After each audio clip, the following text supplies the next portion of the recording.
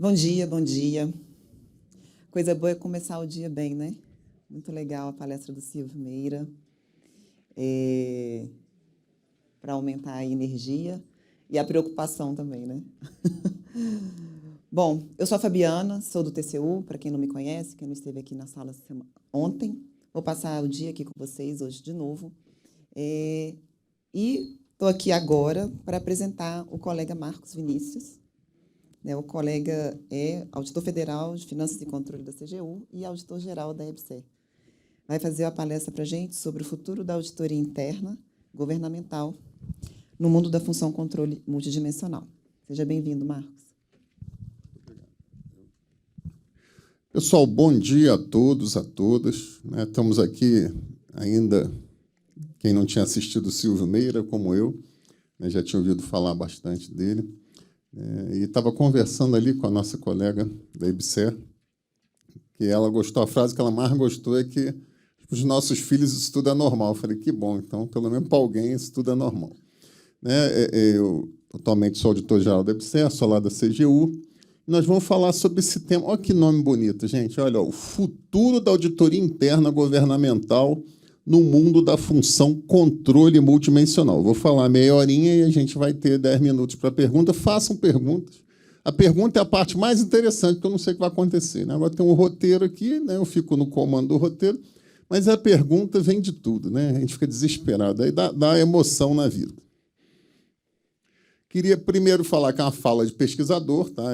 Apesar dessa minha vinculação, é uma fala de pesquisador que não representa a opinião de nenhuma das instituições a que eu estou vinculado. Ainda que a instituição não tenha opinião, Quem tem opinião são pessoas. Mas tem que falar isso, tá, gente? Tem que falar para deixar claro que...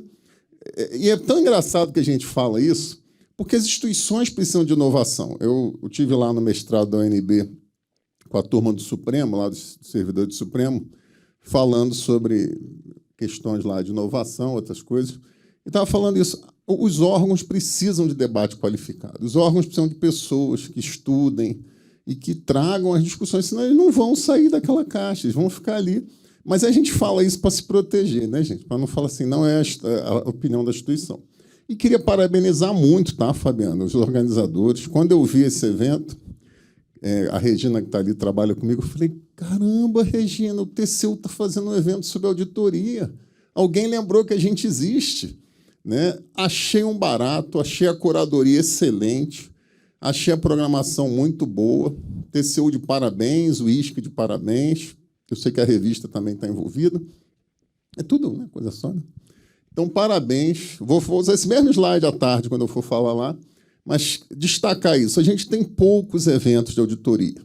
Não tem muitos, não. Era para ter mais. Para a quantidade de auditor que tem no governo, era para ter mais. A gente tem poucos e queria parabenizar. Mas vamos ao que interessa. Quem sabe que música é essa aqui? Para entregar a idade agora. Atenção, hein? Vamos lá. Quem sabe que música é essa aqui? Uou, uou, uou, nada mudou. Quem lembra do clipe do Léo Jaime andando nas ruas do Rio, aparece um Papai Noel em frente à praia, em Copacabana? Gente, vocês lembram, Léo Jaime fez muito sucesso, participou de vários filmes, Rock Estrela, Johnny Love, e era um cantor, participou lá do João Penha, seus miquinhos, era um camarada extremamente presente aí na nossa juventude, e ele tinha essa música que se chama Nada Mudou. E ele ficava o tempo todo na música falando, uou, uou, uou, nada mudou. Mas no mundo do controle mudou. Mas mudou com força. A gente viu lá o nosso Silvio Meira falando que 95 é o marco da criação da internet. 95 é um ano curioso. É um ano que eu me formei, é um ano que eu comecei a namorar minha esposa, que até hoje 30 anos, mas também é um ano que aconteceu uma coisa que comemora 30 anos esse ano, que é muito pouco discutida, que é o plano diretor da reforma do aparelho do Estado, no movimento chamado Reforma do Estado, que até hoje a gente ainda vive os efeitos desse plano diretor. E isso afetou muito a trajetória do controle, a trajetória da gestão pública. A gente deveria estar conversando mais sobre isso. E a IOS, a PPP, o CIP, essas flexibilizações, carreira típica de Estado, tudo isso vem dessa discussão. E isso afetou também muito o mundo do controle, né? Tem um conto em inglês de 1819 que tem um personagem chamado Rip Van Winkle. Eu anotei aqui, senão eu não ia lembrar. E ele dorme durante 20 anos, ele foge para a floresta e ele dorme durante 20 anos. E quando ele volta, isso foi entre a monarquia e a república num determinado país lá que ele estava. E ele toma um susto, que ele fica espantado com aquele mundo novo, né? O Machado de Assis tem um conto parecido com esse também, que o cara, no dia da proclamação da República, o cara chega na repartição, bom dia, cidadão, agora você é cidadão. Mas se a gente pegasse uma pessoa, em 1995, do controle, congelasse ela e trouxesse ela agora, ele ia tomar um susto. Ele ia fazer igual o Rip Van Winkle também. Ela ia falar, mas que mundo é esse? O que é integridade? O que é isso? Né? Compliance, né? As discussões eram outras. Aí você pega o plano diretor da reforma da Palha do Estado, o controle aparece muito pouco. Ainda aparece de uma forma demonizada, né? O controle associado à ideia de burocracia. E de cá para lá a gente sofreu muitas mudanças. Sofreu talvez não seja a palavra, né? Mas nós fomos objetos. A gente fala sofreu, auditoria e não gosta, né? É outro marco interessante também que eu queria desse ano de 2025, que o primeiro guia de integridade pública foi de 2015, tem 10 anos. Daniel Spínola, uma pessoa da CGU que ajudou a fazer, foi almoçar com ele semana passada, ele falando, pô, Marcão, 10 anos que criou esse guia. Eu falei, rapaz, quanta água já passou embaixo desse barquinho, né?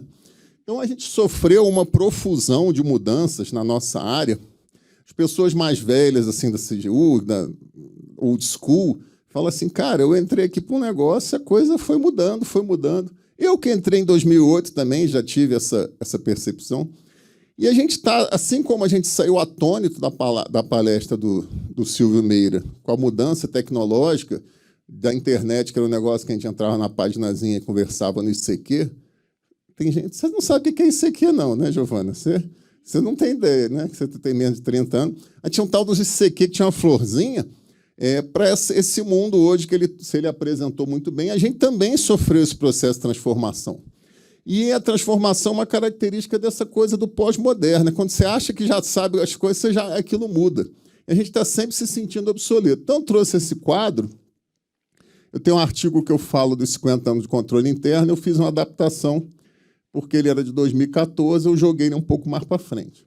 Mas a gente começa lá muito ligado à contabilidade, mas muito ligado mesmo, né? Ainda somos muito ligados, né? Tem órgãos de controle interno, tem estados e municípios que só tem contador. Só pode entrar contador no seu corpo funcional. Mas a gente começa ali naquela também movimento de reforma, o Decreto-Lei 200, em que se estrutura a ideia de controle, né? Tem lá o famoso artigo 14 do Decreto-Lei, que o controle não pode ser maior do que o risco, tem os tipos de controle na Lei 4.320. Essas leis estão até hoje. Nós estamos agora com um grupo aí no governo para refazer o decreto-lei. Eu fico olhando e falei, acho que já é a terceira vez que eu vejo um grupo para refazer a Lei 4.320, mas não sai, né? A gente volta. Deve ser bom esse texto, hein? Esse legislador aí é alto padrão, né? Porque o texto está doando esse tempo todo, né? Você está falando ali de 60 anos. Uma lei de caráter assim tão operacional tem um decreto de 93872 de 86, e nós continuamos fazendo finanças públicas e gestão dessa forma. E aí, entre 70 e 80, né, esses dois documentos aí que criam a ideia de controle interno. Por favor, as pessoas do controle externo não se sintam discriminadas, mas a gente vai focar um pouquinho aqui no controle externo. Nem me sinto muito à vontade, até porque a história do controle externo começa lá no início da República, né? Eu vou ter que falar... aí eu vou precisar mais meia hora aqui para falar, né? Mas tem relação, esses atores, eles têm uma relação, a gente vai ver um pouco isso. E aí começa essa ideia de ter um controle interno. Dizem, né, os teóricos, os estudiosos, né, de que também queriam tirar um pouco de força do controle externo, porque tudo passava no controle externo. Qualquer contrato, vocês imaginem, não tinha internet, para você assinar qualquer contrato, você tinha que passar no controle externo. Só que também era uma sociedade menos complexa, a gente fazia menos transações, a vida era mais simples, né? Então, se sobrevivia assim, burocratizado por burocratizado era. Mas uma forma de tirar o poder do controle externo foi criando essa estrutura de controle interno Lembre-se que logo depois de 64, 67, nós vivemos um regime aqui, digamos assim, mais incisivo. Então, não queremos esse pessoal aqui. Não, o negócio aqui é com a gente. E aí o foco desse controle interno é um foco financeiro de conformidade orçamentário, que é presente até hoje, né? E vocês vão ver um conceito que tem na economia institucional aqui, que a gente chama de dependência de trajetória, que nós somos a soma, todos nós, de coisas que vão acontecendo, se agregando, e a gente vai tendo processo de transformação, mas a gente é soma daquilo tudo. Eu nasci lá na freguesia, em Jacarepaguá. Tem um pé meu lá em Jacarepaguá. Quando eu vejo alguma coisa de Jacarepaguá, aquilo me moldou de alguma forma, né? Então, você vai... Nós somos seres históricos. Então, a dependência da trajetória é muito forte. Depois entra, na década de 90, continua nessa coisa da conformidade gerencial. Além do financeiro, entra a discussão da conformidade gerencial, começa a ter os ventos reformistas. E aí, quando entra em 1990, 2000, conformidade gerencial assume a ponta, porque a questão contábil, com a criação do CIAF, ela perde sentido. Eu trabalhei com uma pessoa, Heloísa, desse tamanho, Heloísa, e ela era bem old school da CDO, falou assim, Marcos, eu peguei antes do CIAF. Tinha que fazer tudo na mão, a gente conferia tudo na mão. Hoje a gente bota lá, o sistema faz tudo, daqui a pouco a IA faz tudo. Então, essa conferência braçal, que o próprio Silvio Meira comentou, ela não tem mais sentido, né? Eu escrevi recentemente um artigo sobre a IA e a auditoria interna, né? Que o Bauman, que é o economista... Não é o Bauman, é porque eu uso o nome do Bauman. O outro economista, está lá no J esse artigo, as coisas mais complexas vão ser mais valorizadas, as rotineiras não, por causa da IA. Né? Então, não vamos perder nosso emprego, não, mas ele vai ficar um pouco mais complicado. Então, com a reforma, a gente passa a assumir a conformidade gerencial. Veja que a conformidade nunca sai da nossa agenda. Até porque esse é um país extremamente conforme. Eu fui do governo do Estado do Rio, aí tinha uma lei lá de 30 páginas. Aí fizeram um decreto de 30 páginas. Eu pergunto assim, mas por que a lei e o decreto são tão grandes? Não é para dar força. Né? Aqui tem o fenômeno da lei que não pega, né? Então, a coisa da conformidade, a gente não tem costume aqui no direito, é tudo escrito, tudo positivado. Então, a questão da conformidade é muito forte, né? E ela vai permear toda a nossa história. Quando entra em 2000 e 2010, tem aquela decisão do TCU que fala que o controle interno era uma secretaria no Ministério da Fazenda, que tinha que estar numa estrutura estratégica, também bebendo da fonte das auditorias internas privadas. E aí vem a criação do sistema de controle interno, que ele surge em 94, com a CBP. E, nesse período, você tem a criação da CGU.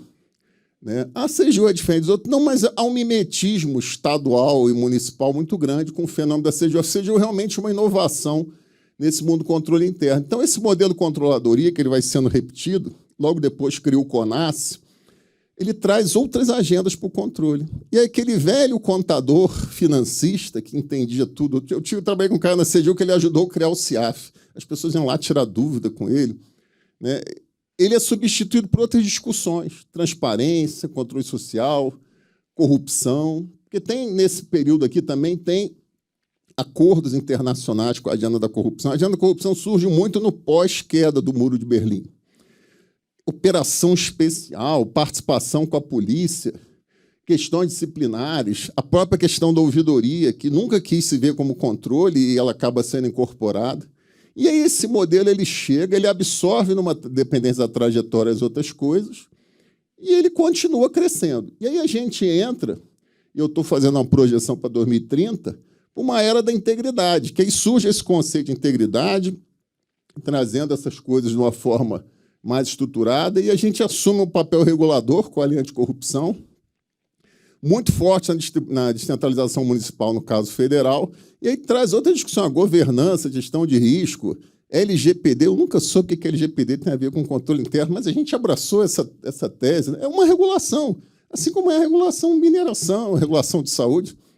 Vamos pegar todas as regulações para a gente? Não vamos, né? E hoje a gente está apontando um futuro de melhoria da qualidade da auditoria. Eu gostei muito daquela frase do Silvio, né? Não tem que a gente tem que ter um negócio que absorva a questão de dados. A gente só fala de dados e continua fazendo tudo da mesma forma. E eu não vejo um recuo dessas coisas, não. Então, o que acontece? A gente entrou Nessa palavra aí, o Zeitgeist, né, muito usada aí na imprensa, é o nosso... o Zeitgeist é o espírito do tempo. Então, hoje a gente vive um espírito do tempo da integridade. A pessoa que ficou lá 30 anos dormindo e acordou agora, ela vai ouvir essa palavra em todos os eventos do controle. Não aguento mais. Vai lá, tudo é integridade. E a gente tem uma dificuldade de definir esse trem. Então, eu trouxe aqui, por exemplo, o Manual de Integridade da OCDE. Alguns desses documentos são de 2017, alguns de 2021. A modernização de risco para a integridade, o outro documento de integridade. Mas não somos só nós. Como tudo no mundo, há uma geopolítica, né? A ONU também tem iniciativa nesse sentido, de mobilização desses atores em torno desse tema. Olha a nossa nova lei de licitações, né, que saiu no dia 1º de abril, né, gente? Essa foi, né, no dia desse que ela foi assinada, todo mundo riu, mas é um fato. Ela fala do tal do programa de integridade. Daquela cartilha que eu falei, de 2015, do meu amigo Daniel, a cartilha aparece. Olha aqui que vira na lei 6 anos depois. E também o conjunto de mecanismos, que é o decreto da lei, ele traz essa questão do que é o programa de integridade. Então, a gente começa a ouvir falar muito desse programa de integridade. O decreto do CITAI, que é um decreto de 2023, que cria um sistema. E, nesse sistema, ele fala das funções de integridade. Funções essas que vocês pegaram naquela história da trajetória do controle interno, elas vêm de toda essa trajetória. A corregedoria foi incorporada com a criação da CGU, a ouvidoria também. Em 2006 entrou essa questão da gestão ética, da transparência, a criação da SPC, Secretaria de Prevenção à Corrupção, e a velha auditoria interna. Porque a auditoria interna surge no Brasil, no mundo privado, na década de 60. Né, e aparece ali muito forte a auditoria lá na Lei 4.320, né, como uma função de controle. Vocês vejam que a Secretaria Federal de Controle Interno. Todo mundo na CGU sabe que tem que mudar o nome, tem que ser Secretaria Federal de Auditoria Interna, mas ninguém muda, né? É um nome clássico, né, igual aquele Granado, né? Ninguém vai mudar esse nome, né? Já é uma marca. E aí, esse programa de integridade ele surge com a ideia de promover a conformidade de condutas, a transparência, a priorização do interesse público, uma cultura organizacional voltada à entrega de valor público à sociedade, que é o que aparece muito, essa ideia de valor público. Rapaz, de repente, nós fomos, como auditoria, inseridos aqui dentro de um outro sistema, dentro de uma outra discussão. Olha que coisa curiosa. E a gente está ainda tentando, nesse movimento que tem um programa de integridade ali como navio central, tentando ainda achar o nosso lugar. Isso causa muita confusão. Muita confusão. Muita gente sem saber assim, mas, afinal, o que me cabe nesse latifúndio? E aí esse conceito de atores gera uma ideia de ecossistema, de rede, de um ter que lidar com o outro e de repartição. Lá no início, acho que em 2013, eu estava lá no Rio, entre um tiroteio e outro, eu fui numa palestra lá sobre controle, tinha uma pessoa numa seguradora muito grande. E aí ela falou, lá tinha parte disciplinar, falou da ouvidoria. E quando chegou no final da palestra, eu falei assim, mas esse povo briga, né? Ela briga, a auditoria briga o tempo inteiro. Eu falei, então não é só no público que a gente briga, é na privada também. A rede é uma coisa que nos força a conviver, né? Quem mora em apartamento aqui? Você escolhe os vizinhos de vocês? Tem a escolha? Né? Tem uma frase, né, que eu já aprendi quando eu lidei lá com... Eu era da Marinha, eu lidei com a parte de relações internacionais. Não existe país amigo, existe país irmão, porque irmão a gente não escolhe. A gente também não escolhe vizinho, a gente também não escolhe. A rede nos compele a participar dessa rede. A gente foi organizar uma vez um evento lá na Ebsera e eu fomentei eventos em que envolvesse o ouvidor, o corregedor e o auditor dos hospitais. Aí o auditor virou para mim e falou assim, eu não quero conviver com o ouvidor, não gosto dele. Eu falei, você vai ter que aprender a amá-lo, não tem jeito. Você vai ter que conviver com ele, nós vamos fazer esse evento para você aprender a conviver. Nós somos forçados nessa multidimensional a trabalhar de forma articulada, ainda que, Giovana, a gente ainda tenha muita dificuldade, passado 10 anos, de saber como a gente faz isso. Eu tenho muita dificuldade. Vem cá, o que eu vou lidar aqui com a ouvidoria? Talvez hoje a gente saia com resposta sobre isso. Então, isso aqui é o famoso homem de 7 instrumentos, cujo ditado diz que ele não toca nenhum deles bem, né? Então, essa coisa do multidimensional é uma visão plural, uma visão diversa da nossa atividade.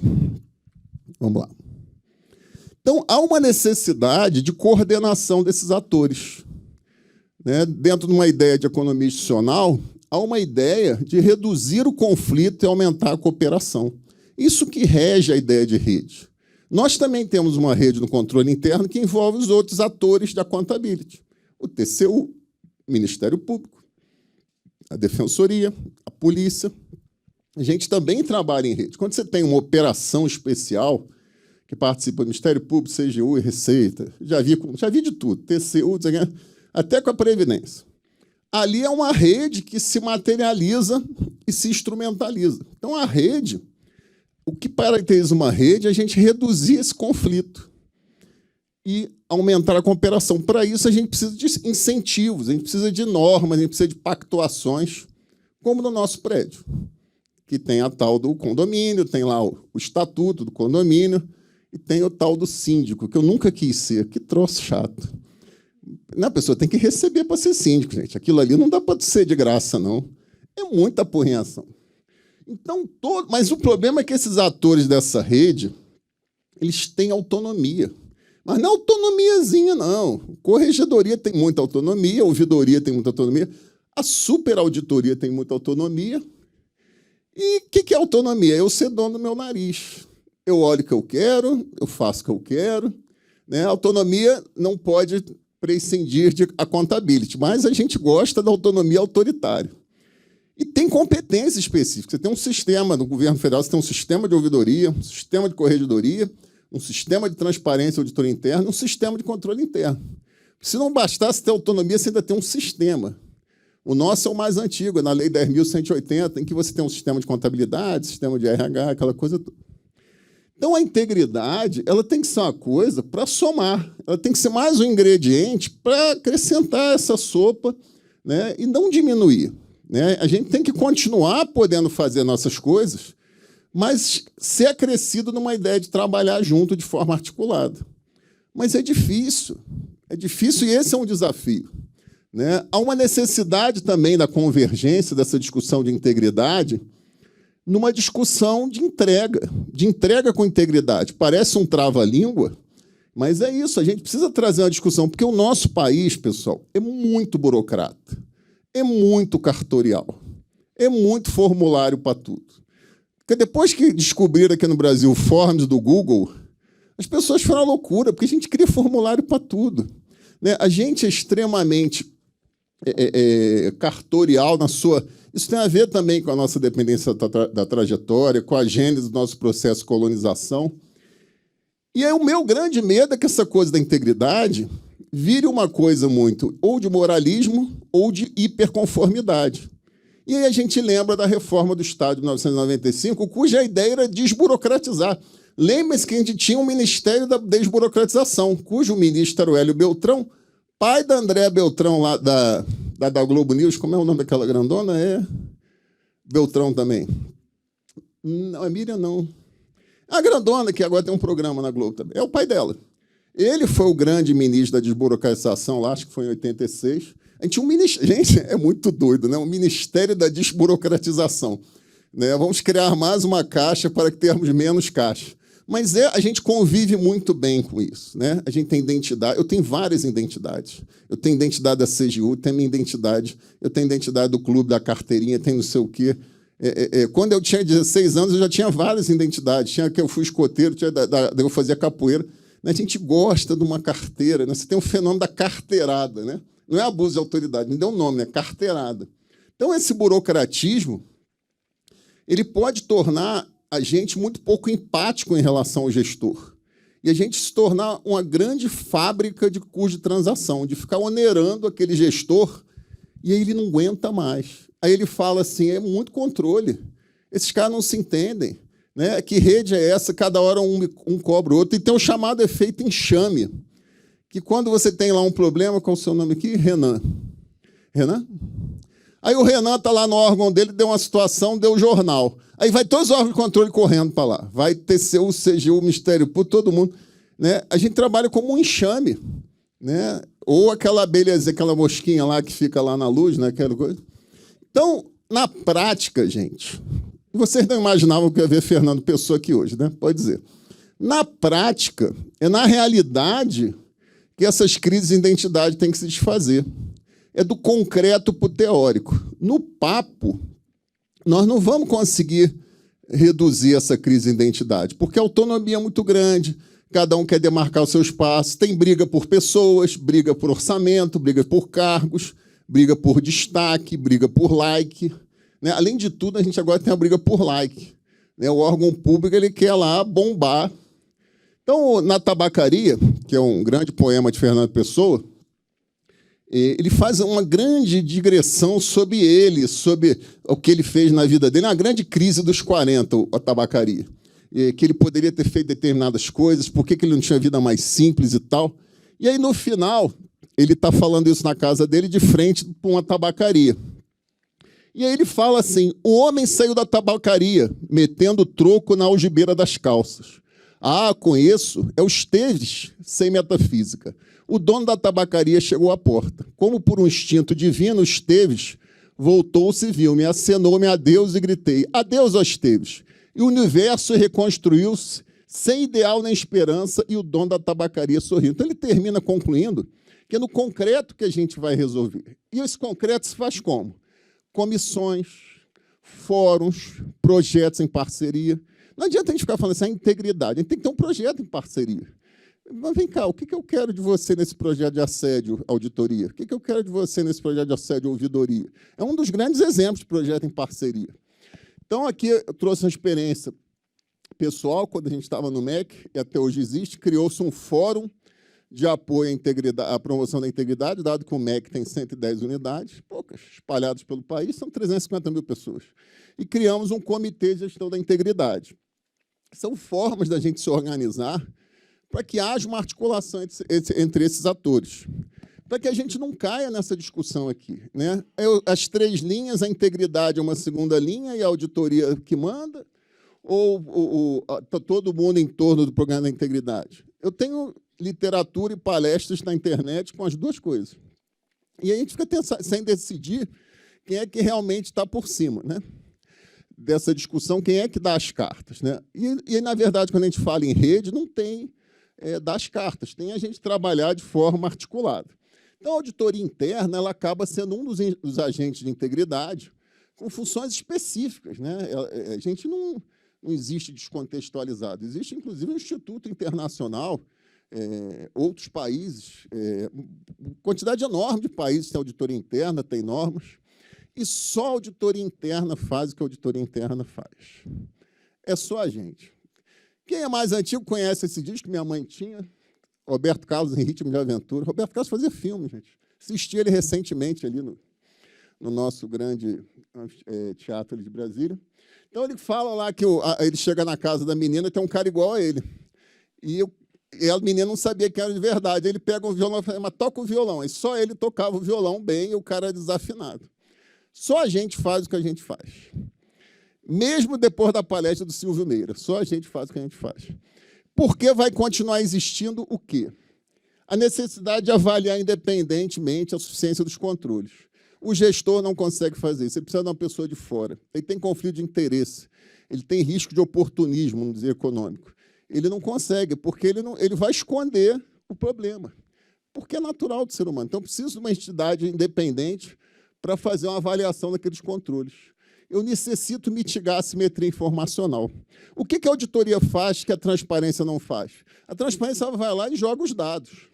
E você vai lá de forma leiga e os interpreta. A auditoria não, ela, de forma técnica, ela converte aqueles dados em informação útil, informação sobre pontos de controle relevante. A necessidade de aprimorar os processos, a qualidade continuará sendo uma agenda.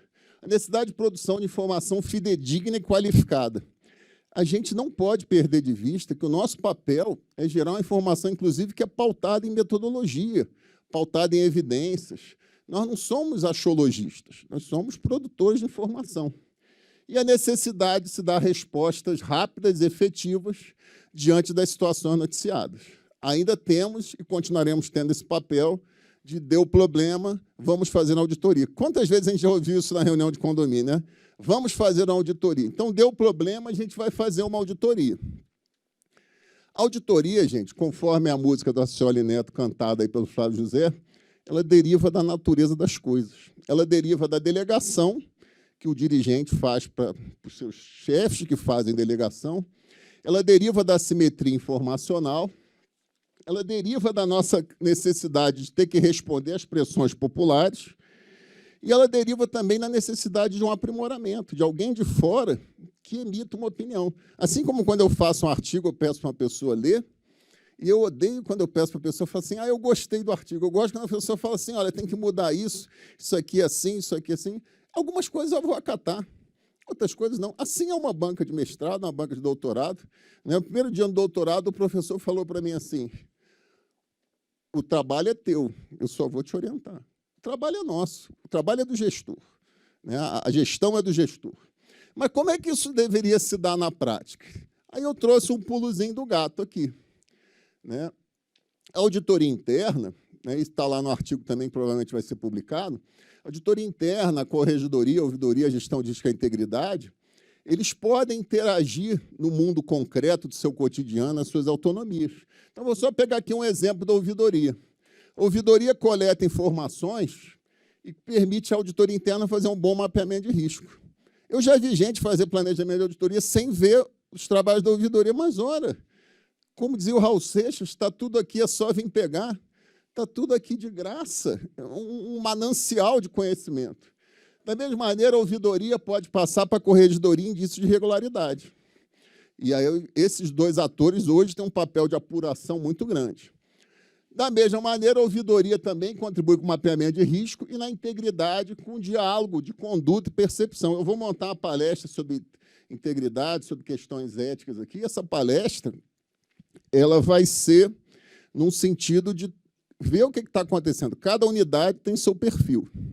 Então, a gente precisa de arranjos que incentivem a colaboração, comitês, fóruns, mas realmente um espírito de colaboração entre esses atores. Né? E dessa governança de rede, a gente entender que, mesmo que haja um poder, esse poder é híbrido, a gente tem que respeitar a autonomia desses atores. Tá? Então, eu trouxe aqui o texto do Taylor e do Buronelli, um extrato aqui. Né? Essas redes, aí daqui fala das redes de accountability, que envolve o controle interno, externo, Ministério Público, mas também vale para esses atores de integridade. Né? A interação é a chave do problema e da solução. A solução está nessa rede, mas o problema também. Um pode suprir a lacuna dos outros, mas também pode ser levado a competir. E a fricção entre elas pode enfraquecer a estrutura da rede, com atores fortes individualmente em redes fracas, o que pode dar suporte a comportamento oportunista. Oportunista aqui no sentido econômico é de você fazer coisas que o outro não detecta e leva vantagem. Não é muito diferente do nosso coisa. Então, esse de provérbio africano, para a gente fechar antes das perguntas, é: se você quer ir rápido, vá sozinho. Se você quer ir longe, vá em grupo. A gente em grupo, como função do controle ou da contabilidade, ou da integridade, o que vocês queiram chamar, não importa. O controle também é a necessidade da natureza das coisas. Um mundo sem controle seria caótico. As pessoas iam se auto-organizar em alguma medida, mas, em outra medida, iam se oprimir também. Tá? Então, a gente fecha aqui para abrir para as perguntas. Isso aqui são as referências. Tá? E vamos para o momento mágico das perguntas.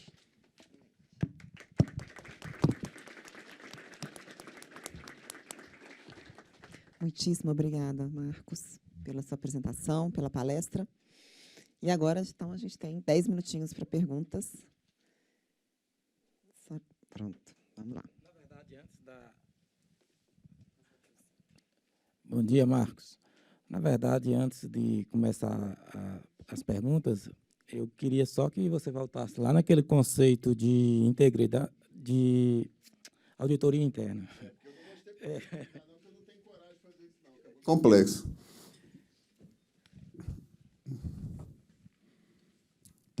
Esse aqui não. Esse?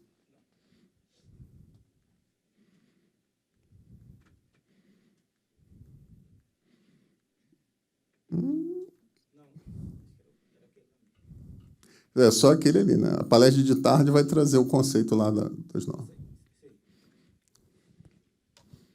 Pois não. Tirar uma foto? Ah, sem problema. Ah, não, agora eu vou cobrar uma pergunta. Agora tem que fazer uma pergunta. Até sentei para ouvir a pergunta dele. Gerou expectativa. O expectation gap aqui ficou forte do auditor. Quem vai fazer a pergunta, então, contextualizada aqui pela... Gente, eu posso mandar por slide as apresentações também, tá? Eu acredito que eles vão disponibilizar também, tá? Bom dia, parabéns pela apresentação. Muito grata de estar aqui nesse momento. Sou a Aline Paiva, do Ministério da Saúde. Então, na realidade, eu recebo os relatórios de auditoria, não sou auditora. Me chamou a atenção quando você fala do efeito enxame, por exemplo.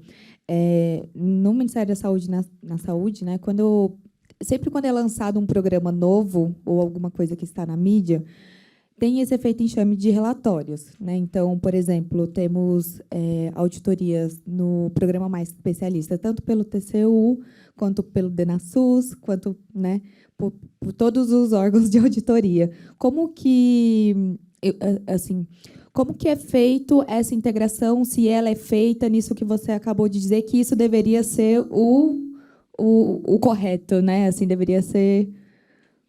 Deu para entender? Não vi pergunta fácil nesse evento. Não estava isso no combinado, não. Porque isso, assim, o que você disse é como se isso fosse o ideal, né? Nós vamos falar sobre isso. Vamos lá. Já entendi a pergunta. Qual a sua secretaria lá? Atenção primária.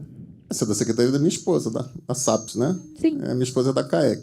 Quem A Ethel, acabou de chegar lá, a TPS. Seja bem-vinda. Está adorando lá, está achando mal barato. Vamos lá. A accountability, essa ideia de accountability vem lá do tal... Ih, rapaz, faltou o nome do homem lá, do Espírito das Leis. Está vindo Maquiavel na minha mente, não sai, mas é o Montesquieu. O Montesquieu falava lá o seguinte: somente o poder pode frear o poder. Né? Então, você precisa que haja um equilíbrio entre as forças em que todos se controlem, porque toda vez... Isso é uma ideia lá dos caras da ciência política do início, é o seguinte: o poder sempre vai te corromper, é aquele anel do Senhor dos Anéis, né? Até o Frodo, que era um hobbit, que era o que tinha de mais puro, no final do filme ele se corrompe. E deu spoiler, mas esse filme tem muito tempo. Ele se corrompe. Então, a ideia de ter um equilíbrio entre os poderes, é por isso que a gente tem 3 poderes. Aí tem o Ministério Público, quer ser poder, o TCU quer ser poder, a Defensoria Pública, todo mundo quer ser um poder autônomo, né? Mas a Constituição só fala de 3 poderes. E há um equilíbrio, e há mecanismos de pesos e contrapesos.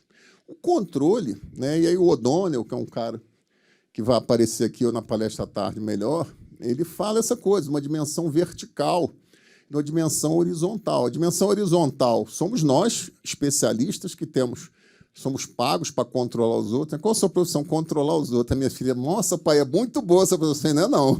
Tem seus probleminhas. E a dimensão vertical, que é a população controlando. Então, essa organização faz com que você tenha que ter atores em rede. Isso é uma ideia meio de goleiro. Vou dar uma ideia de goleiro. A senhora aqui é o Ministério Público, a senhora aqui eu vou continuar sendo TCU, e esse jovem aqui é a CGU. Aí deu um probleminha lá no Ministério da Saúde, que quase não dá probleminha, né? Deu um probleminha lá. Ela não pegou, não entrou na amostra, sei lá, questões políticas não entrou, mas o outro goleiro pega. Que é o que a gente vê em alguns dos escândalos, que a gente pegar um histórico dos escândalos, alguém falhou e alguém funcionou. A própria ideia de accountability é uma ideia de não concentrar poder. Por isso que a gente tem um controle interno e externo. Além de ser uma questão do controle interno ser o caráter preventivo e tal, existe essa discussão da ciência política. Só que isso, se a gente não se olha como uma rede que se coordena, e aí hoje todo mundo é pautado pela imprensa, pelas redes sociais, de manhã eu já sei tudo que vai ser conversado no governo, porque está tudo ali nas redes sociais. A gente é muito pautado, e aquilo tem muito a ver com o que o Silvio Meira falou, essa forma nossa de se comunicar, de entrar nos assuntos. Vocês gostam de ver lá o Trend Topics do Twitter, né? Às vezes aparece um troço, eu falei, gente, o que é isso? Realmente coisa de futebol, como eu não ligo para futebol, eu falei, isso aqui é coisa de futebol. Então aparece o tema ali, ele emerge, e existem formas da pessoa manipular isso também, e isso pauta o governo, pauta projeto de lei, pauta decreto, e pauta o órgão de controle, porque ele também quer ganhar like, porque ele também é um agente político, ele também tem interesse. Afinal, isso reverte em orçamento, cargos, continuidade, né? Apesar da Constituição falar que tem um artigo que tem que ter o controle interno, diz que tem que ter uma CGU, diz que tem que ter o controle interno. Eu posso botar uma caixinha lá dentro. Óbvio que o TCU, que nos protege muito, vai reclamar. O TCU nos protege muito, tá? Porque para ele interessa ter um controle interno forte. Ajuda muito o trabalho dele. Há uma relação de rede. E o Ministério Público também. Quando chegou um determinado momento aí da história recente, que iam dividir a CGU, o Ministério Público, isso é a nossa defesa, o TCU. E também, quando o TCU, de vez em quando, está tomando um calor, a gente também defende. É uma rede. Só que essa rede precisa... Aí que eu talvez seja o pulo do gato, que esse período todo de Lava Jato, essa coisa, a gente perdeu. A gente se afastou muito do gestor. A gente perdeu a empatia. A gente olha para o gestor de uma forma negativa. Quando vocês sabem, né, pessoal, que quem está lá na gestão sabe, tem aquele meme, né, como eu acho que é, como o meu vizinho como minha mãe acha que é. Você sabe que lá você se virando nos 30, não tem computador, não tem não sei o quê, e você tem que dar o seu jeito para as coisas acontecerem. População te cobrando, todo mundo te cobrando. Né, e ainda falam que a gente no churrasco, fim de semana, que a gente não faz nada. Né? Então, essa empatia que eu acho importante, por isso que eu acho esse evento tão importante. Se vocês perceberem lá na ementa, está lá, importância do foco no cidadão. Essa atual gestão do TCU só fala foco no cidadão. Ontem eu fui falar, anteontem eu fui falar na CGE de Minas, no evento lá sobre estatais, por isso que eu não vim ontem. Falou-se cidadão 7 vezes na abertura. Eu falei, eu gostei desse evento. Falou cidadão, falou entrega. Essas palavrinhas têm que aparecer. E aí, para isso, a gente tem que fugir um pouco do moralismo raso. Né? Eu não gosto de bom gestor e mau gestor. Quem sou eu para dizer se você é bom ou mau gestor? Eu quero saber da sua entrega, das salvaguardas que você está usando para garantir lá a sua política na SAPS, que é um lugar que faz um monte de coisa. E essa empatia, e isso o TCU trouxe muito forte nesse evento, de também olhar para a questão da gestão. A gente separou a discussão da corrupção da gestão, como se fossem coisas... O que é a corrupção, gente? Se não mais um risco para a gestão. Como é o risco a falta de orçamento, como é o risco a falta de coordenação, a falta de capacitação, mas nós colocamos isso como um macro, supla, causa primária, vamos dizer aí, causa primária de todas as coisas. E é uma grande simplificação, quando o mundo hoje é cada vez mais complexo. Quem dera, né, se fosse só uma questão de você fazer a coisa certa para resolver os problemas, o mundo seria muito fácil, mas acho que Deus fez um negócio um pouquinho mais complicado para a gente, entendeu? Então, isso é a causa do efeito enxame. A solução, forçar a empatia. Você convida os órgãos de controle para os seus eventos? Tem que convidar. Quando eu era ECI do MEC, eu sempre convidava a CGU e TCU e eles iam. Para a pessoa ver que a Fabiana não morde, mas também para a Fabiana ver que você não morde. A gente fez um concurso de boas práticas lá na IBSER. Eu convidei as pessoas do órgão de controle, do TCU, da CGU, para ser jurados. Estão me ligando. Nossa, vocês fazem tanta coisa legal. Eu falei, sim, meu filho, aqui é a gente que faz coisas boas, que sorri, que canta, que produz. A gente precisa quebrar essa empatia. Passados esses 10 anos aí que foram bem complicados, em que eu me via como um herói e você como um inimigo. Isso tem que mudar. Bom, vou aproveitar, então, para agradecer, Marcos, a sua participação. Eu que agradeço. À tarde tem mais um pouquinho. Temos um outro painel lá no principal. Então, tá certo. Obrigada, gente. Vamos lá. Bom, gente, estamos agora indo para mais uma apresentação, a última da manhã. E aqui a gente vai receber, então, a Júlia, da CGU, que vai falar com a gente sobre interseccionalidade na auditoria governamental. Uma possibilidade viável? Vamos lá? Com você, Júlia. Obrigada. Bom dia, pessoal. Esse trabalho, na verdade, não é uma palestra, é o trabalho que eu desenvolvi ao longo do meu mestrado. Desenvolvi em conjunto com os meus orientadores, que é a professora Ludmila e o professor Paulo, lá no programa de pós-graduação em governança e inovação em políticas públicas da Universidade de Brasília. Eu vou dar um passo atrás no que seria o título da palestra, como esse mestrado ele é da conversa, na verdade. Como era um mestrado profissional, eu teria que desenvolver um produto técnico-tecnológico. Então, toda a estrutura do trabalho que eu desenvolvi foi imaginando que eu teria que desenvolver algo que fosse aplicável na prática. E o meu problema real de pesquisa, ele veio de uma demanda que eu tinha real lá na coordenação em relação ao Pacto Nacional de Prevenção aos Feminicídios, que é uma das políticas que ficava vinculada a um dos ministérios que a gente acompanha. E aí eu tive que fazer toda uma contextualização também ali do ponto de vista acadêmico sobre o que era o problema de pesquisa. E dentro desse contexto, então, você já identifica na literatura ali que existe uma demanda por políticas públicas mais inclusivas e justas, mas que, ao mesmo tempo, existe uma dificuldade em você pensar políticas públicas para contextos sociais complexos. E a gente aqui, enquanto órgãos de controle, e aí eu falo mais ali no campo da CGU, mas isso abrange todos os órgãos de controle, a gente também já vê esse movimento do órgão de controle se posicionar como um ator ali pró-equidade também. Então, a gente já tem a ISAI 31.000, que ela já traz um quarto E, que o E de equidade, além dos outros 3 E's. Então, a gente já tem essa sinalização também nos nossos normativos de auditoria, pensando também nesse contexto de equidade. E aqui, pensando em políticas públicas propriamente ditas, a gente já tem a sinalização ali do PPA das agendas transversais, então, envolvendo ali crianças e adolescentes, mulheres, igualdade racial, povos indígenas e meio ambiente.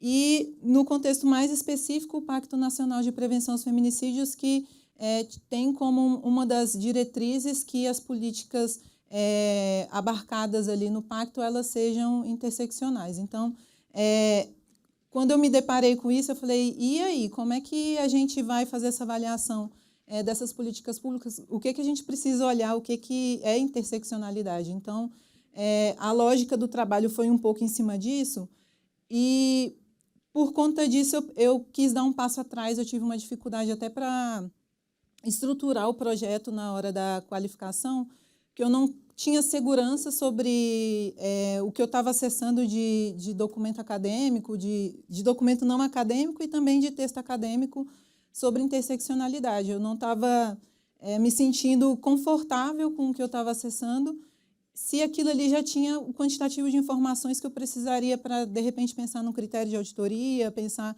como é que a gente poderia direcionar os eventuais trabalhos envolvendo a temática. Então, já na qualificação, eu fiz uma proposta de fazer uma revisão sistemática de literatura para tentar captar e me dar um pouco mais de segurança para depois, posteriormente, pensar no que seria o produto tecnológico.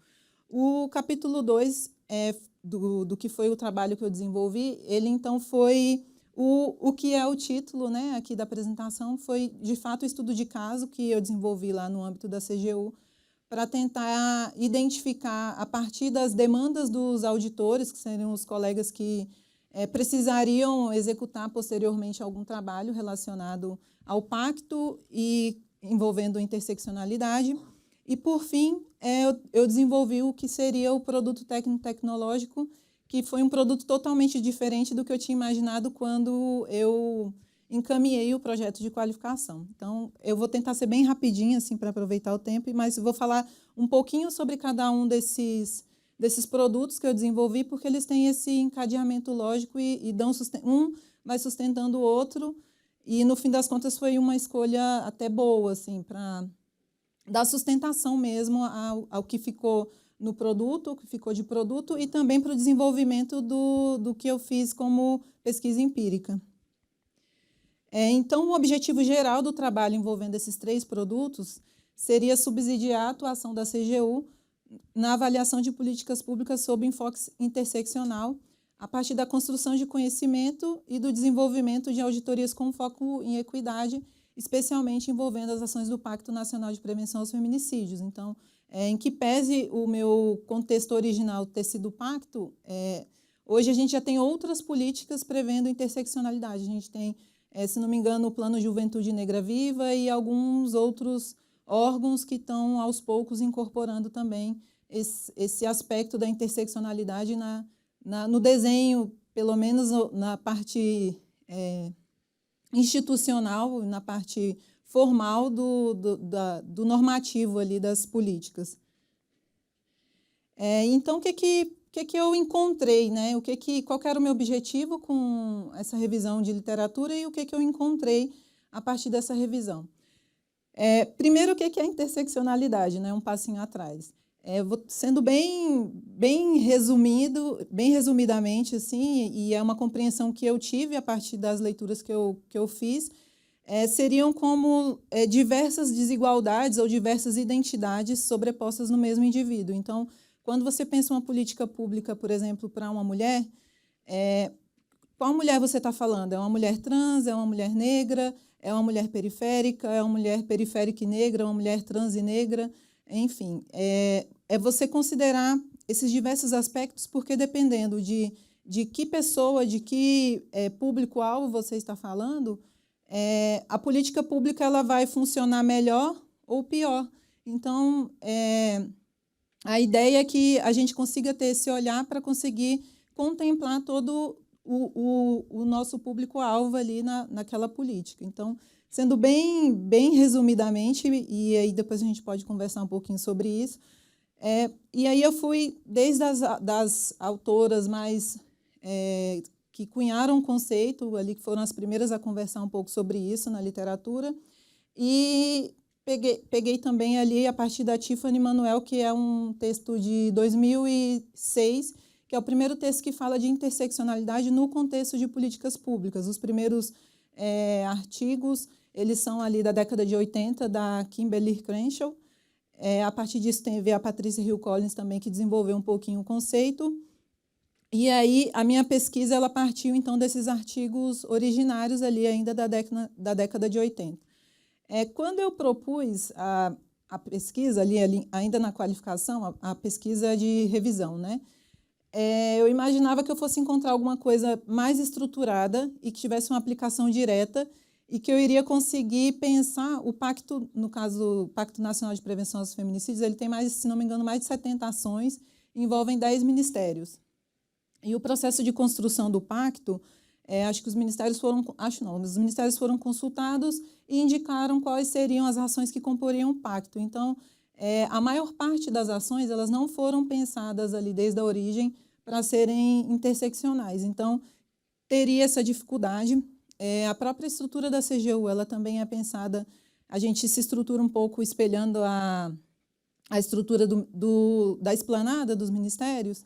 Então, a gente tem também as caixinhas separadas. Então, por mais que eu fosse de uma coordenação que acompanhasse o Ministério das Mulheres, eu tenho 10 ações lá no Ministério da Saúde, tenho mais outras ações no MEC, ações em diversos ministérios da esplanada, e, obviamente, não teria capacidade de auditar todas as ações do plano, e eu imaginava que precisaria contar com a colaboração dos colegas das outras coordenações que acompanhavam os outros ministérios. E aí eu achava que eu poderia conseguir ter elementos para pensar em artefatos mínimos de auditoria, ali, um rol mínimo de riscos, talvez algumas questões de auditoria e que facilitasse a atuação dos outros colegas das outras áreas em eventuais trabalhos que envolvessem ações que também fazem parte do pacto. Eu não encontrei isso. Logo que eu fiz a primeira triagem, eu tive um universo de 1.700 artigos, e aí eu parti para a leitura de título e resumo para fazer as exclusões e chegar no que seria o meu universo final de artigos estudados. E aí, como eu fiz toda essa leitura, olha, não vai dar para fazer só a revisão, vou precisar fazer uma revisão de escopo. Vou ter que entrar nos artigos e buscar na unha as informações que eu estava querendo, que eu achava que poderia me subsidiar para pensar no que seria o meu PTT, que, em princípio, eu achava que seriam alguns artefatos de auditoria.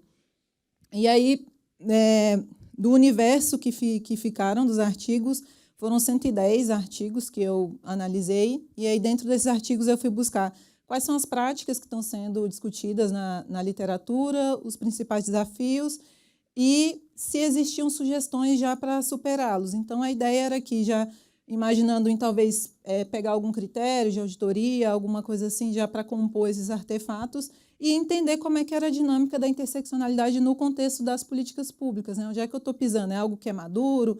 É algo que já está bem desenvolvido? É algo que é bem estudado? Então, eu queria entender um pouquinho melhor. Deixa eu passar aqui para o próximo. E aí, o que eu encontrei? Assim, a produção científica começa lá no final dos anos 80. A partir de 2006, a gente começa a ter mais artigos relacionando políticas públicas com interseccionalidade, e a produção muito intensa nos últimos 5 anos. Predomínio dos estudos mais qualitativos, com foco nacional, e os principais países, os países que mais produzem, né, conteúdo relacionado a isso: Estados Unidos, Espanha, Canadá, e o Brasil também aparece com uma posição relevante, com 15 artigos dessa amostra que eu fiz, que entraram nos critérios para serem analisados. E os grupos mais estudados, mulheres, porque o termo ele vem ali, a primeira vez ele vem do movimento feminista negro nos Estados Unidos, população LGBTQIA+, e a combinação de múltiplas identidades, que aí diz respeito ao próprio conceito. Eu li o artigo, mas não conseguia enquadrar ele em uma categoria, uma minoria, digamos assim, ou uma categoria, enfim.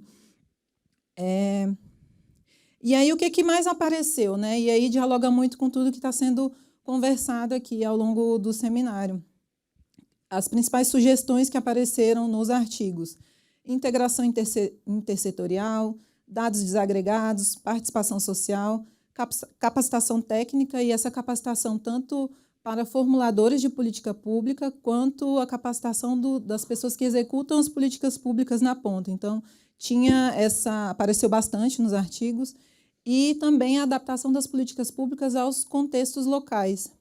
E como desafio, que também está relacionado com as sugestões: resistência institucional. Então, essa dificuldade, quem estava aqui mais cedo na palestra do Marcos viu essa dificuldade de atuação em rede, de diálogo, de conversa, e às vezes, como o problema público ele não é simples, você depende de vários atores conversando, senão você não resolve o problema público. Então, são várias políticas de vários órgãos, com algumas adaptações.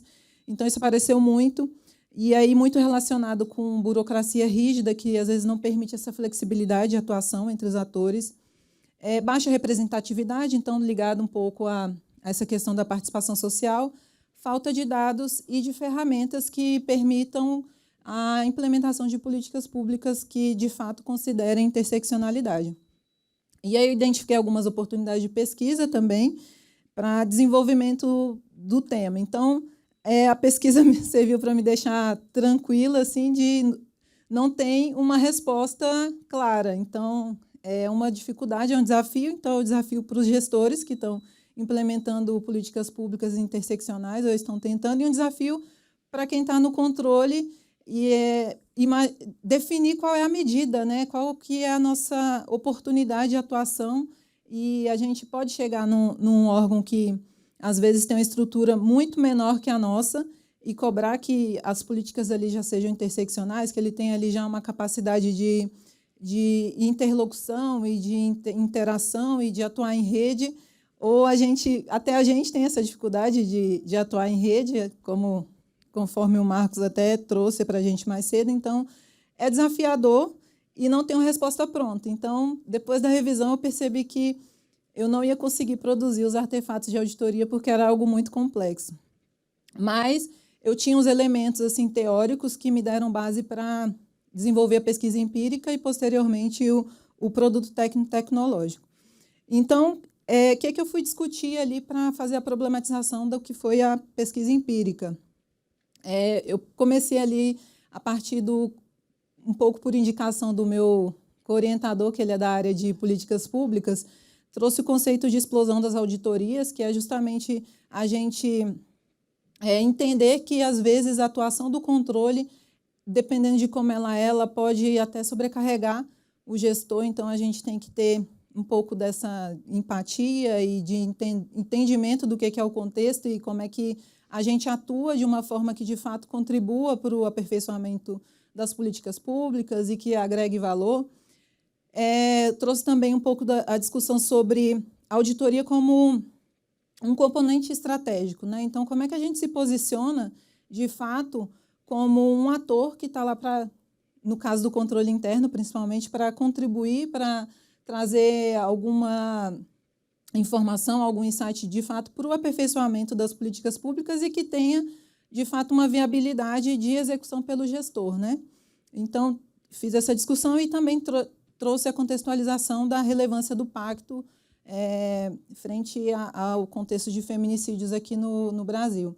E depois eu tive que, a partir de tudo que eu tinha visto já na revisão de literatura, quando eu tive os resultados do trabalho, eu precisei também avançar um pouco na literatura sobre intersetorialidade e transversalidade, porque, no fim das contas, tudo caminha junto. É transversalidade, intersetorialidade, interseccionalidade. A gente está falando sempre ali um pouco dessa atuação de rede, dessa sinergia, né, entre todos os aspectos ali que são necessários para o desenvolvimento de uma política pública que, de fato, atenda aquele cidadão ali que, no caso, se a gente for considerar a interseccionalidade, às vezes é o mais vulnerável do vulnerável, né?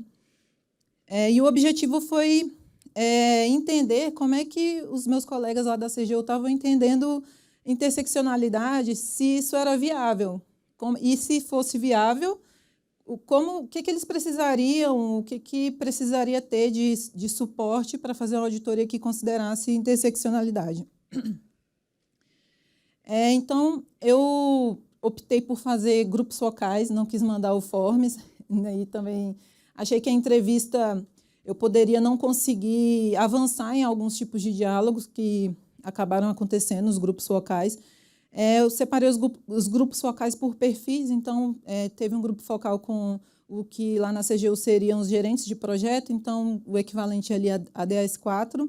Fiz grupo focal também com os chefes de divisão, que seriam os supervisores das auditorias, então DS2, e um grupo focal somente com os servidores, com os executores da auditoria, então sempre os mesmos perfis, e deu para ver algumas que diferem um pouco as preocupações em relação à execução da auditoria, dependendo do nível hierárquico e da compreensão que a pessoa tem das dificuldades de executar uma auditoria, que às vezes depende dessa interlocução mais forte com diversos atores.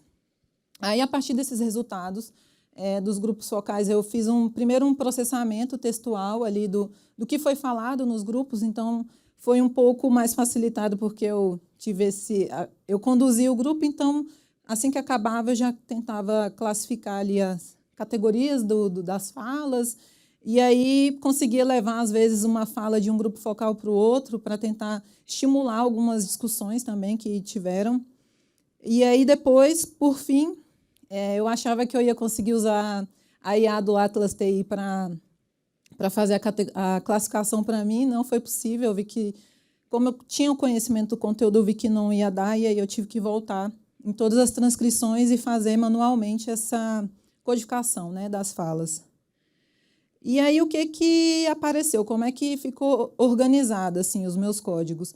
Eu organizei os códigos um pouco pela forma que eu tinha estruturado os grupos focais. Então, teve um primeiro bloco no grupo focal que era mais de aquecimento e apresentação, e aí uma primeira pergunta que seria sobre os desafios das políticas públicas sociais num sentido mais amplo. E depois, quais os desafios em se auditar políticas públicas sociais. Então, uma coisa mais específica do nosso contexto, assim, foram blocos de aquecimento, mas que, por si só, já trouxeram muitos resultados, assim, que daria até para aproveitar em uma outra pesquisa, mas não foi possível.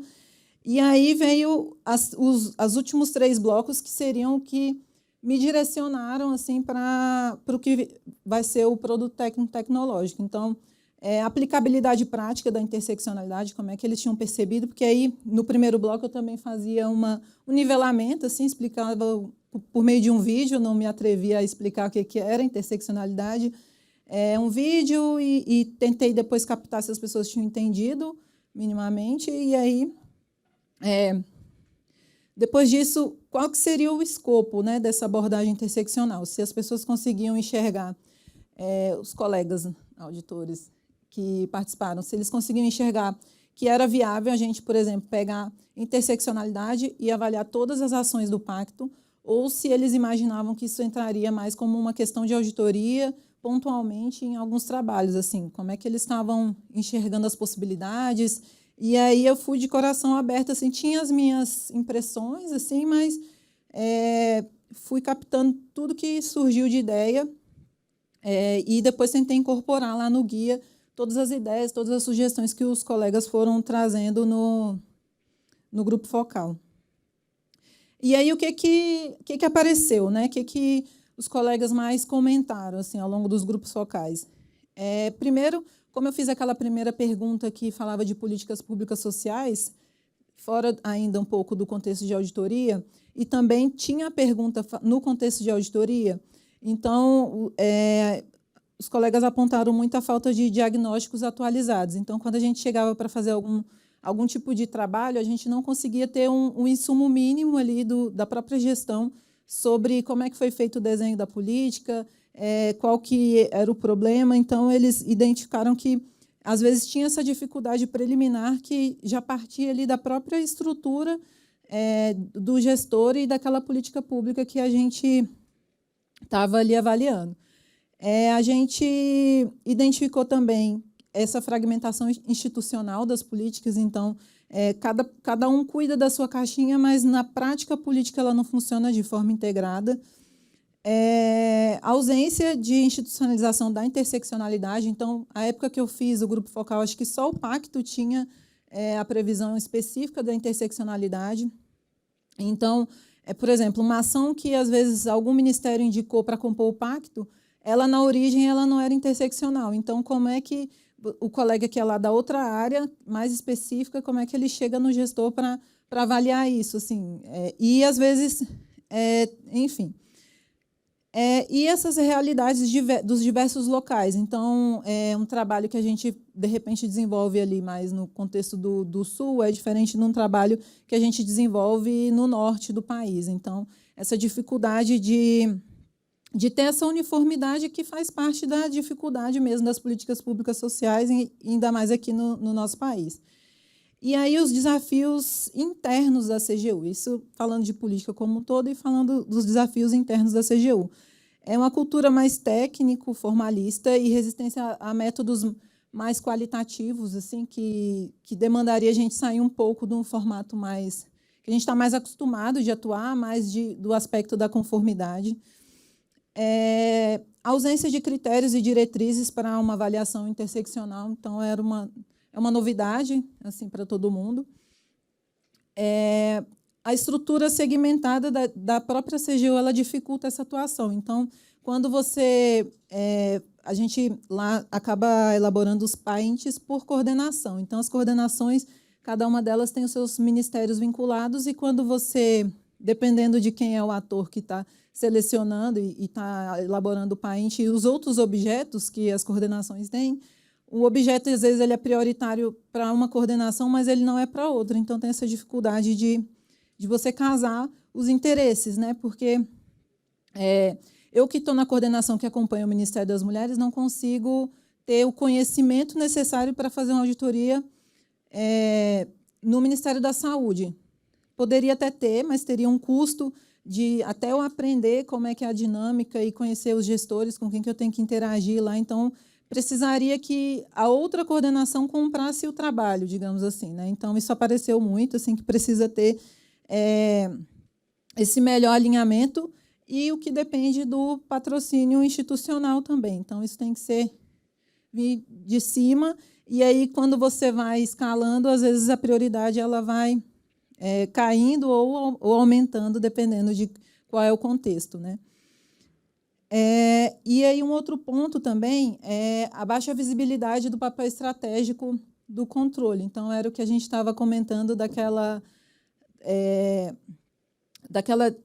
diferença de percepção. O gestor não vê a gente, às vezes, como um parceiro, vê a gente como uma pessoa que está indo para apontar os erros e não ter uma atuação colaborativa. E isso atrapalha, porque aí a gente não consegue ter todas as informações que seriam necessárias para a gente conseguir desenvolver um bom trabalho. Então, isso apareceu um pouco, mas apareceu mais como uma dificuldade da CGU conseguir se posicionar como um ator estratégico e como um parceiro, como um controle interno, para a gente conseguir ter todas as informações e conseguir atuar de uma forma que, de fato, consiga contribuir para o aperfeiçoamento da gestão.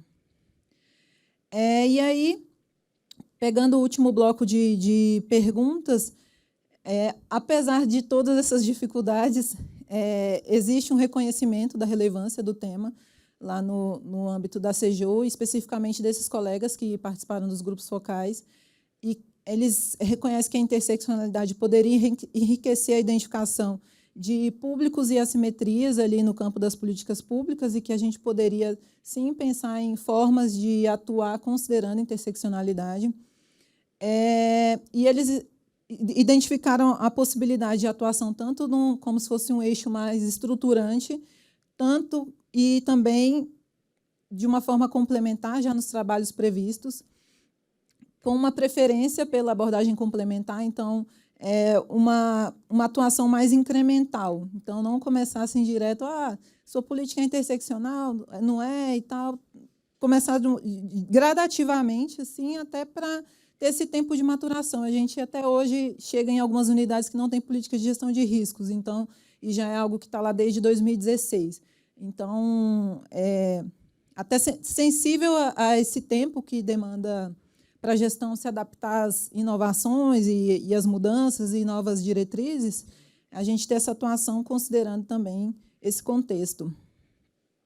E aí, as sugestões que apareceram: elaboração de guias práticos e perguntas orientadoras, capacitação sobre desigualdades e métodos qualitativos, orientações amplas e flexíveis com exemplos aplicáveis, inclusão da interseccionalidade desde o planejamento da auditoria e diretrizes estratégicas e apoio da autogestão. Então, a percepção que eu tive assim, é que, se não tiver esse fomento mesmo da autogestão, dificilmente a gente consegue executar um trabalho que consiga considerar a interseccionalidade de uma forma que, de fato, contribua para o gestor que está responsável ali por políticas que, em tese, deveriam ser interseccionais conforme a previsão normativa, né?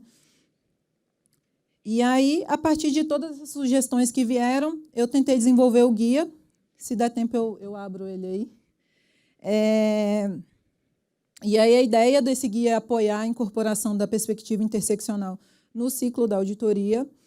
E aí, como é que ele está no formato? Ele está num formato... Ele acabou ficando um pouco longo, tem quase 50 páginas, mas ele tem uma introdução conceitual breve, acho que umas 3 páginas ali. E aí, tudo que eu coloquei foi pontuado nos grupos focais. Então, checklist com perguntas orientadoras, exemplos aplicados a políticas sociais e sugestão para todo o ciclo de auditoria. Então, a organização do guia ficou um pouco do que eu tinha encontrado na literatura, então, de aspectos institucionais. Então, eu separei ele em 5 blocos. Então, por exemplo, tem aspectos institucionais, aspectos de acesso e inclusão. Então, fiz essa separação por blocos, porque, dependendo do contexto, não faça sentido você avançar por um bloco. Se você já viu que tem alguns problemas institucionais, não tem por que você desenvolver um trabalho vendo outros aspectos. Então, dá para você selecionar um bloco ou outro, e aí vai depender do contexto.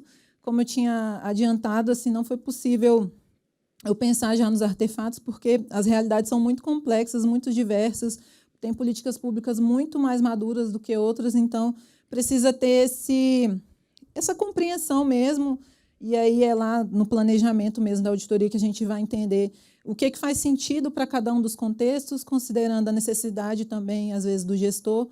Lá na CGU, a gente tem a possibilidade de atuar com consultoria e assessoramento também. Então, eu acho que, em princípio, na verdade, seriam... Já estou adiantando, né? Minha opinião. Assim, em princípio, seriam as formas que eu acho mais adequadas assim, para esse momento, mas nem sempre o gestor está disponível e vai solicitar um trabalho de consultoria e assessoramento, e aí a gente vai precisar partir para um trabalho convencional mesmo. Então, tem várias formas de utilizar o guia, e o público, em princípio, seriam os auditores da CGU, especialmente nesse contexto do pacto, mas é aplicável aí a contextos diversos. Eu deixei aqui dois QR Codes, um é para a minha dissertação, e o outro, que na verdade é um TCC, né, que é um produto técnico-tecnológico, com esses 2 artigos, né, que eu apresentei, está em formato de artigo, e o que é o guia, a versão mais atual, não é perfeito, sim, é um trabalho acadêmico, e a ideia de eu mandar aqui para o evento era justamente essa, era tentar discutir com os colegas, entender o que funciona, o que não funciona, onde que a gente pode avançar, o que não faz sentido, o que não fez sentido. E não sei se dá tempo. Aí eu posso passar ali rapidinho o guia e aí a gente parte para as perguntas.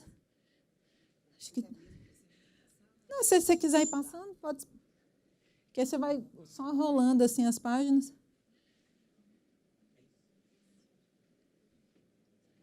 Só que eu acho que não compartilhou ali. Mas aí, se não der, acho que aí tem no QR Code, aí se alguém tiver alguma dúvida, alguma pergunta. Acho que tem mais 2 minutinhos, né? Eita, falei rápido. Fica mais tempo para pergunta, a gente vai almoçar mais cedo.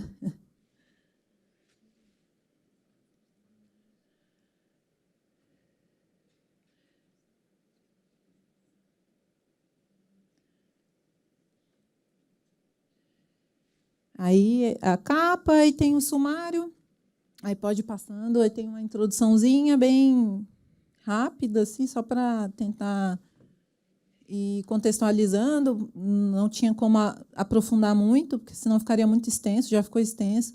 Um pouco de fundamentação teórica, caso alguém precisasse avançar em algum tema, tentei deixar as referências ali.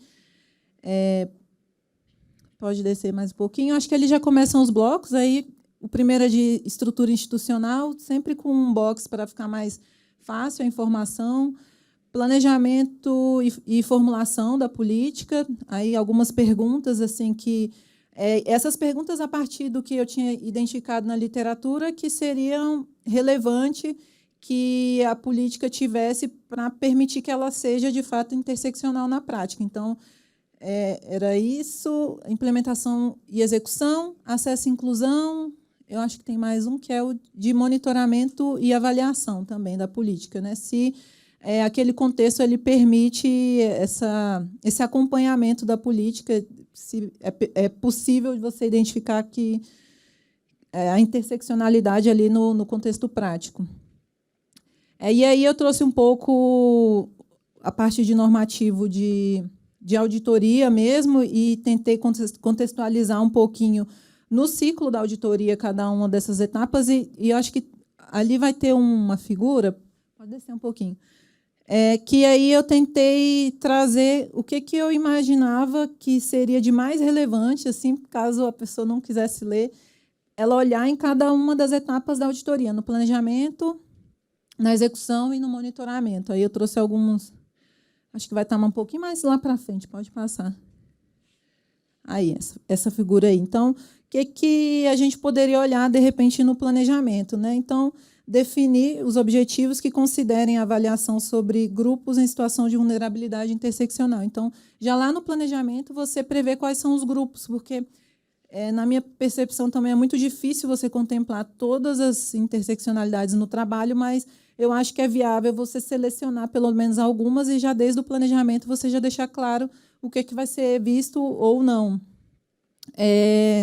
Incluir riscos sociais e riscos de exclusão no levantamento de riscos, e aí na execução também fui fazendo a mesma coisa, seguindo essa lógica de o que poderia ser feito em cada uma das etapas para considerar a interseccionalidade.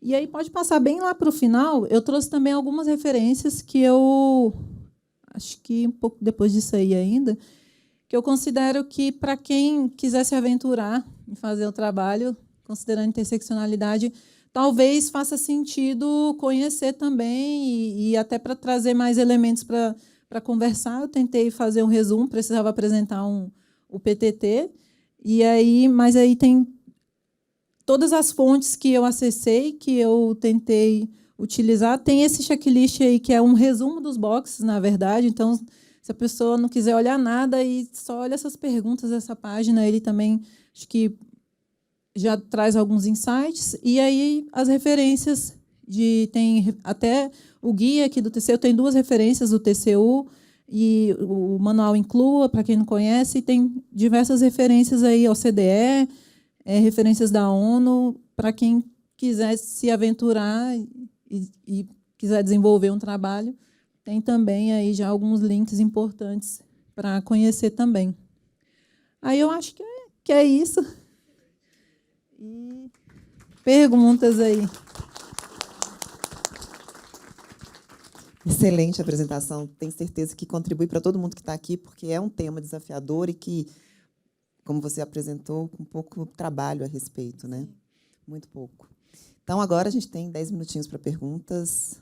Alguém? Pois é, foi muito completo, né? Mas eu tenho uma perguntinha aqui também. Oi, Júlia. Parabéns pelo trabalho. É muito difícil sair do padrão, né? É desafiante.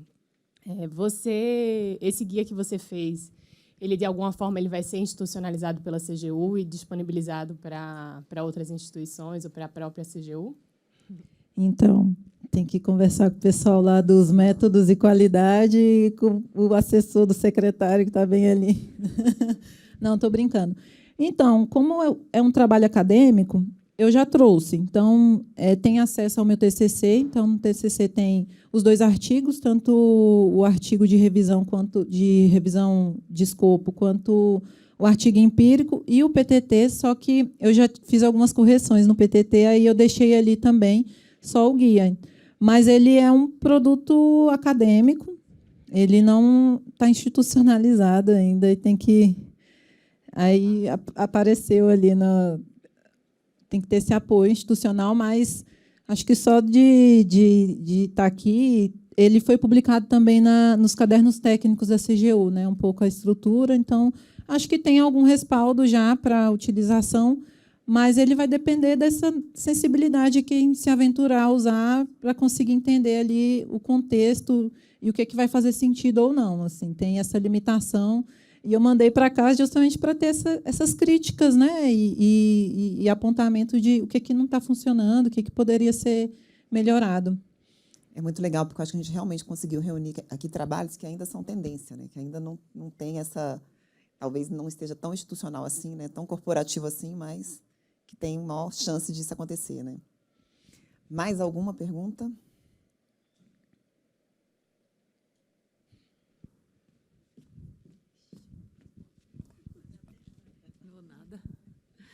Alô? Júlia, parabéns, viu?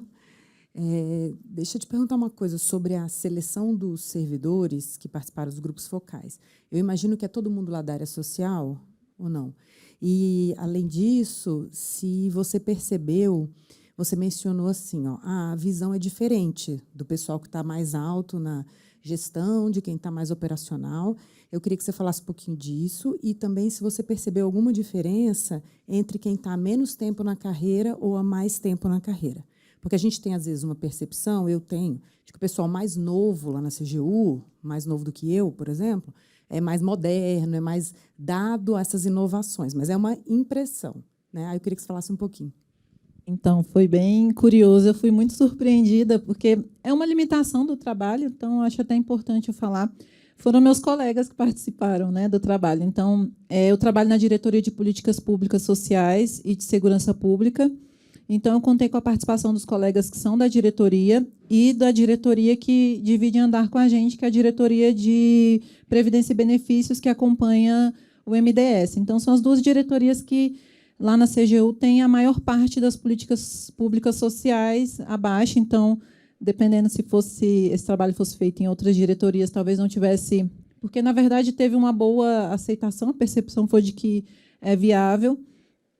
Mas aí eu fui surpreendida pelos colegas, porque eu tive uma amostra muito boa dos colegas que são gerentes, que aí nós seríamos 9, comigo incluída, e 7 colegas participaram. Então, praticamente todo mundo, só um colega não pôde participar. E eu imaginava que a maior abertura viria deles, mas não veio. A maior abertura veio justamente do grupo dos colegas que eu não esperava, que seriam os colegas mais novos, assim, porque... como eu conheço também a maior parte das pessoas, assim, eu imaginei que as pessoas teriam uma resistência e uma tendência a querer algo mais estruturado, mais certinho, mais manualizado. E foram os grupos focais, acho que no TCC aparece bem certinho. o volume de contribuições maior veio justamente dos colegas mais novos, assim, porque tem uma particularidade, tem a descrição também lá dos grupos focais, em que, pese serem colegas novos, com menos de 3 anos de casa, eram colegas muito experientes, com mais de 10 anos de serviço público. Então, e pessoas também, como eu sabiam quem eram, assim, pessoas com maior sensibilidade aos temas mais relacionados a minorias, digamos assim. Então, vieram muitas contribuições, eu vi essa diferença, e o grupo dos supervisores ficou a coisa no meio do caminho mesmo, que é seguindo um pouco conservador em alguns aspectos e muito abertos em outros aspectos, né? Então, acho que o grupo dos gerentes já enxergando alguma dificuldade institucional mais para cima, diálogo com o gestor, defender o relatório, algum ponto talvez saia um pouco do que a gente tem costume de fazer, e aí é mais difícil depois de sustentar,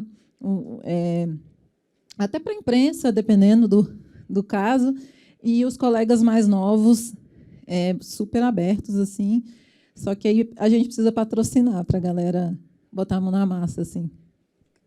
Mas depois a gente conversa mais. Mais alguma pergunta, gente? Eu vou fazer uma. Minha formação acadêmica é em computação, né? Então sou do mundo da tecnologia. E na computação, na engenharia de software, a gente tem uma lei, é a lei de Conway, que é um sistema de software, ele normalmente, a arquitetura dele, a forma como as funcionalidades se organiza, acompanha a estrutura organizacional da instituição que vai usar o software.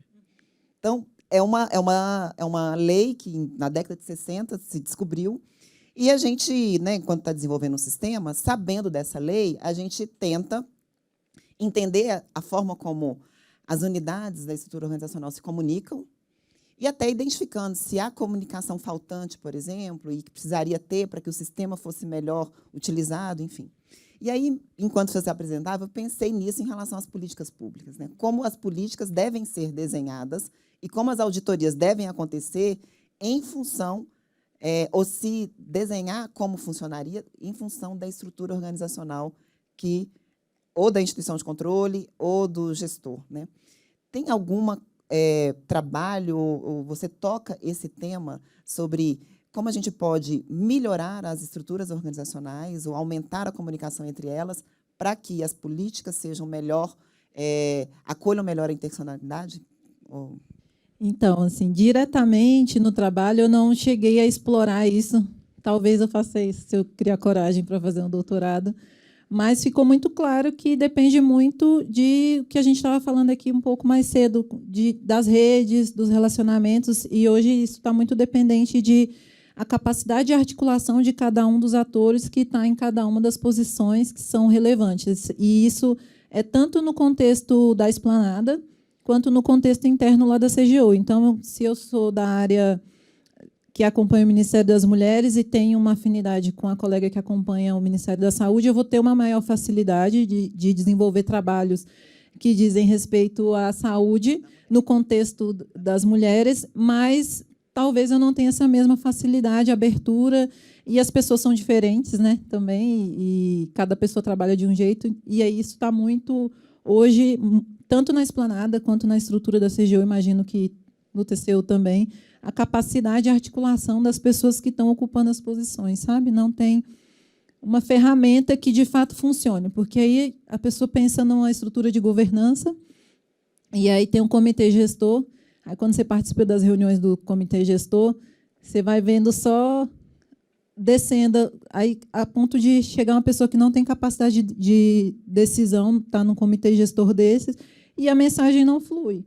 E aí as coisas não mudam e a gente não tem essa capacidade de conseguir promover as mudanças que são necessárias para comportar a interseccionalidade, porque os atores chaves que, de fato, teriam a possibilidade de decidir não estão ali, né, com aquela mais complexa. E não é só lá, né, eu acho que é para tudo, na administração pública como um todo, não falando só de interseccionalidade, de tudo, assim. Bom, mais alguma questão? Então, acho que a gente pode encerrar. E agradeço mais uma vez a Júlia pela apresentação.